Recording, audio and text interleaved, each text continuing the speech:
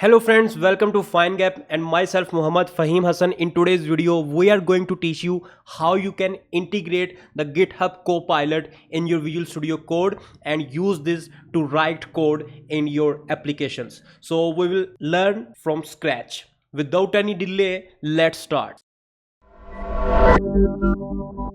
So first of all, you can see I have opened my Visual Studio Code. You need to click on extensions and search here GitHub Copilot.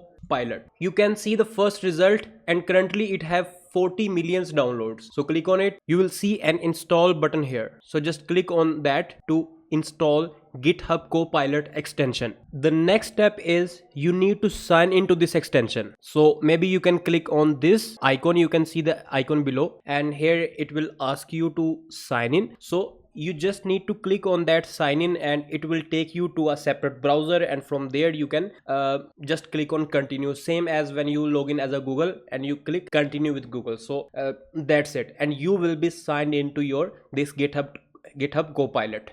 And now once you will open your any file, maybe JavaScript, Python, or whatever programming file do you have, and when you will start typing like function find duplicate characters. Okay, so you can see that it is automatically showing me suggestion. This is called ghost text.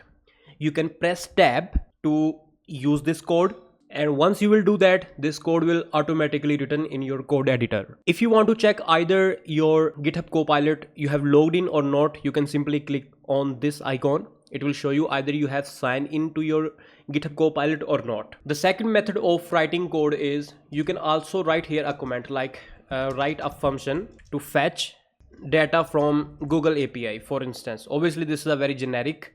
You can see here the example I have right here. Write a function that will do AJAX request to a given URL and return the response.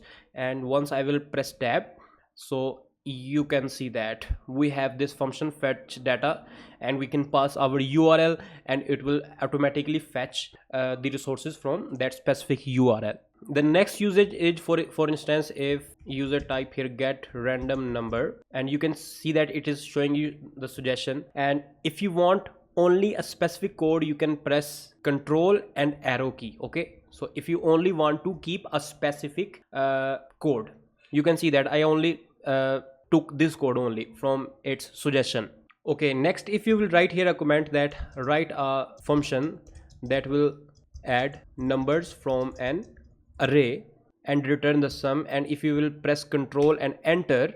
Next, if you want to do an inline chat with GitHub Copilot and want only a specific change in your code, for instance here you can select this and then you can press Ctrl plus I, and here you can write also return the value by adding 2, means sum plus 2. Okay, so maybe this can be a broader prompt and maybe you want to change 5 to 10 lines of code, so this is up to you. So this is just a very small example. Let me click on this button and you can see that it have updated my code.